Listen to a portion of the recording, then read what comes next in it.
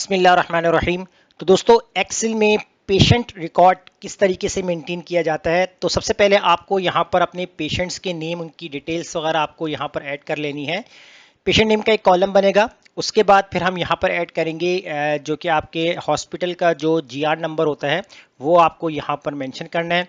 Next यहाँ पर आपने जो है वो डेट एडमिट यानी आपने लिखनी है कि आपका जो पेशेंट है वो किस डेट को एडमिट किया गया है, तो उसकी एडमिट डेट आ जाएगी। उसके बाद फिर हमारे पास यहाँ पर आ जाएगी डेट ऑफ डिस्चार्ज की, यानी कि जब पेशेंट को डिस्चार्ज किया जाएगा तो वो डेट आपको यहाँ पर मेंशन करनी है। और नेक्स्ट यहाँ पर हम देखेंगे कि नंबर ऑफ डेज जो है वो कितना है, यानी कि जो स्टे हुआ है पेशेंट्स का उसके नंबर ऑफ डेज आप यहाँ लिखेंगे। और फिर आप यहाँ पर नेक्स्ट जो होगा आपके पास वार्ड चार्जेस, जिस पर आप जो यहाँ पर ऐड करेंगे वार्ड चार्जेस कितने हैं। फिर इसके बाद आपको यहाँ पर ऐड कर लेने हैं कि डॉक्टर के विजिट होते हैं उनके भी यहाँ पर चार्जेस ऐड किए जाते हैं। तो डॉक्टर विजिट जो होंगे वो यहाँ पर आपको ऐड करने हैं कि डॉक्टर विजिट कितनी टाइम्स हुए हैं, और उसके बाद जो है उनके विजिट चार्जेस कितने हैं। तो विजिट चार्जेस भी आपको यहाँ मेंशन करने हैं। और लास्ट यहाँ पर आपको जो है वो अपना टोटल चार्जेस जो है कि आपके फाइनल वो आपको यहाँ पर कैलकुलेट कर लेने हैं। अब इसके बाद यहाँ पर आप क्या कर लें, कॉलम के साइज हम इनकी हेडिंग के हिसाब से जो है वो इसको इंक्रीज कर लेते हैं। अब देखिए मैं यहाँ पर एक शॉर्ट डाटा जो है वो क्रिएट कर लेता हूँ, तो बाकी जो प्रॉपर डाटा आप वन बाय वन करेंगे तो आपके पास जो है वो काफ़ी ज़्यादा लेंदी रिकॉर्ड हो जाएगा। तो एक शॉर्ट डाटा के ऊपर काम करेंगे तो समझने में यहाँ पर आपको आसानी रहेगी। अब देखिए यहाँ पर आपको करना क्या है कि सबसे पहले आपको जो है वो पेशेंट्स के नेम लिखने हैं। तो यहाँ पर मैंने टाइप कर दिया जैसे कि साकिब आपके पास फर्स्ट पेशेंट है।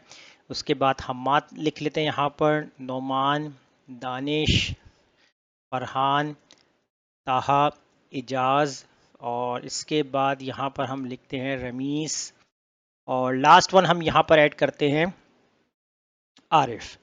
अब देखिए यहाँ पर जीआर नंबर है, तो जीआर नंबर आप कुछ भी लिख सकते हैं, जैसे मैंने A1 करके यहाँ पर टाइप कर दिया है और इसको मैं ड्रैग करता हूँ यहाँ पर। अब डेट ऑफ एडमिट है, ठीक है। अब डेट ऑफ एडमिट जो होगी वो यहाँ पर हम ऐड करते हैं, जैसा कि मैंने यहाँ पर ऐड कर दिया कि 1 मार्च, ठीक है। अभी मैं यहाँ पर एक सीक्वेंस बना लेता हूँ। तो जो यहाँ पर एक्चुअल डेट होगी पेशेंट्स की वही आपको यहाँ पर एंटर करनी है। तो इसको हम करते हैं इस तरीके से ड्रैग। अब डेट ऑफ डिस्चार्ज, ठीक है। अब डेट ऑफ डिस्चार्ज वो हम यहाँ पर डिफरेंट करेंगे, जैसे हमने यहाँ पर टाइप कर दिया कि 5 मार्च और 2025, ठीक है। अब इसके बाद हम यहाँ पर ऐड कर लेते हैं, नेक्स्ट होगा यहाँ पर हम करते हैं 10 मार्च 2025। उसके बाद हम यहाँ पर नेक्स्ट जो हमारी डिस्चार्ज डेट होगी इसको हम करते हैं कि 6 मार्च 2025, और यहाँ पर हम कर देंगे 8 मार्च 2025, और इसको हम कर देंगे 15। तो डिफरेंट यहाँ पर जो है वो आपके पास होंगे, तो यहाँ पर हम कर देंगे 16 2025, और दोबारा हम यहाँ पर आते हैं और यहाँ पर हम करते हैं 9 मार्च 2025, और सेकंड लास्ट वन हम यहाँ पर ऐड करते हैं 14। तो अभी यहाँ पर डिस्चार्ज डेट भी जो है मैं अपने पास से लिख रहा हूँ, तो जो एक्चुअल डेट होगी वही आपको यहाँ पर मेंशन करनी है। तो डिस्चार्ज डेट भी आ जाएगी। उसके बाद हम देखेंगे यहाँ पर नंबर ऑफ डेज, ठीक है। नंबर ऑफ डेज यहाँ पर जो है वो आपने कैसे कैलकुलेट करना है, तो इसके लिए आप यहाँ पर इक्वल लगाएंगे और यहाँ आपने टाइप करना है डेज का फॉर्मूला। एंड डेट आप सबसे पहले सिलेक्ट करेंगे, यानी जो आपकी डिस्चार्ज डेट है इसको आप सिलेक्ट करेंगे। उसके बाद आपने कॉमा लगाना है। स्टार्ट डेट आप सिलेक्ट करेंगे, जो कि आपकी एडमिट डेट है इसको आपने सिलेक्ट करना है। ब्रैकेट आप क्लोज करके आप कर देंगे यहाँ पर एंटर। तो नंबर ऑफ डेज आपके पास कैलकुलेट हो जाएंगे। इसके बाद आप इसको ड्रैग करेंगे तो हर पेशेंट के नंबर ऑफ डेज जो है यहाँ पर कैलकुलेट होकर आ चुके हैं। नेक्स्ट जो होगा हमारे पास वार्ड चार्जेस। अच्छा, वार्ड चार्जेस होंगे वो यहाँ पर हम डिफरेंट कैटेगरी के हिसाब से भी रख सकते हैं, या अगर आपको फिक्स रखने हैं तो आप फिक्स भी रख सकते हैं। तो अगर हम यहाँ पर एज अ जनरल वार्ड की बात करते हैं तो हम यहाँ पर जो है वो 1200 जो है वो फिक्स कर देते हैं। तो इसको यहाँ पर हम कैसे ड्रैग करेंगे, तो इसको हम कॉपी करते हैं Ctrl+C से, और इसी सेल के साथ हम इसकी सिलेक्शन बनाते हैं और इसको Ctrl+D के साथ जो है पेस्ट कर देंगे।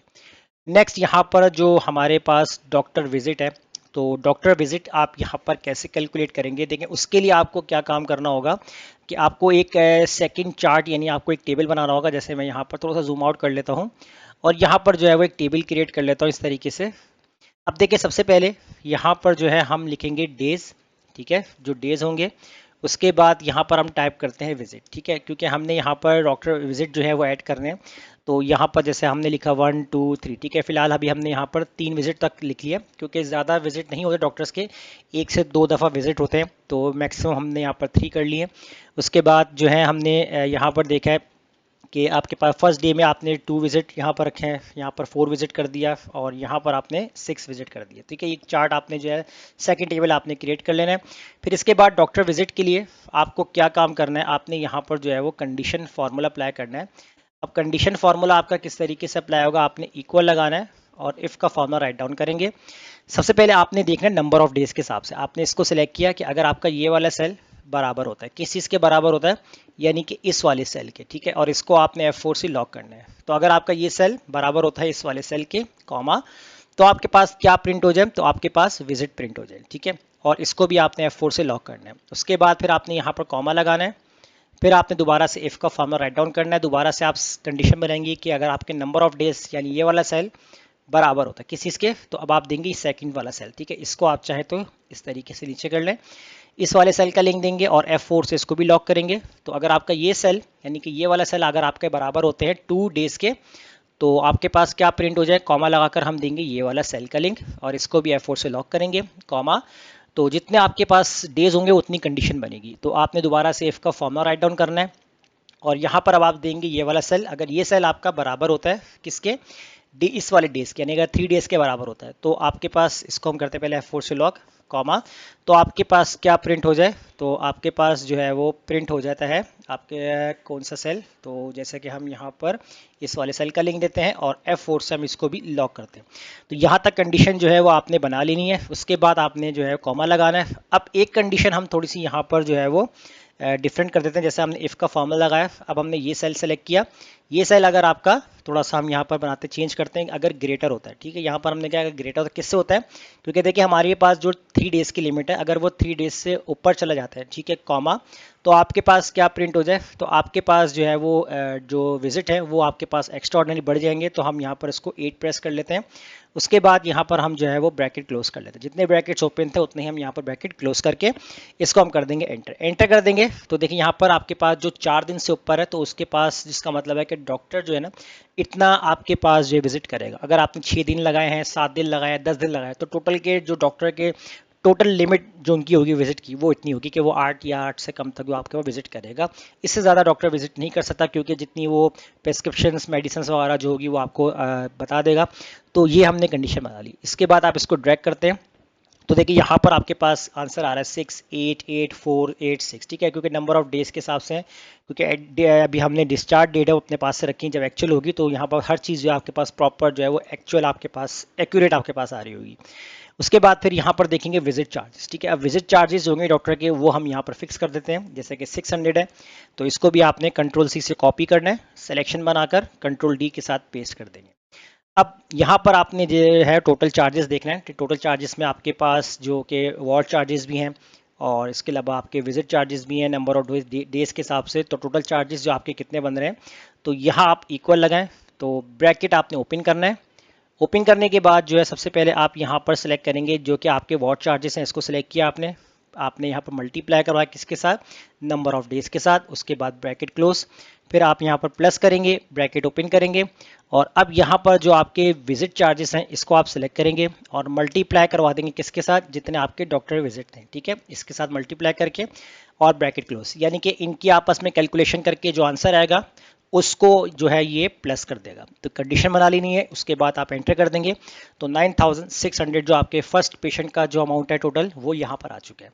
जब आप इसको ड्रैग करेंगे यहाँ पर, तो हर पेशेंट का उसके नंबर ऑफ डेज और उसके विजिट चार्जेस, वार्ड चार्जेस सब मिलाकर जो है उसका टोटल जो यहाँ पर बिल बन रहा है वो कितना बन रहा है, किसी का 16,000, किसी का 14,000, किसी का 7,000। तो डिफरेंट यहाँ पर जो है सबके टोटल चार्जेस कैलकुलेट होके आ जाएंगे। तो इस तरीके से आप एक पेशेंट डिटेल्स मेंटेन कर सकते हैं, जैसा कि मैंने आपको आज की क्लास में बताया। तो फिलहाल आप इस क्लास की प्रैक्टिस कीजिए, मुझे इजाज़त दीजिए, अल्लाह हाफिज़।